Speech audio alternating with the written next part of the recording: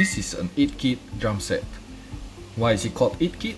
Because there are 8 different instruments that make up this drum set. From the left, we have the hi-hat, the snare drum, the high tom, the low tom, the floor tom, the bass drum, the crash cymbal, and the ride cymbal. In this lesson, we will learn more about the individual instruments that make up this drum set.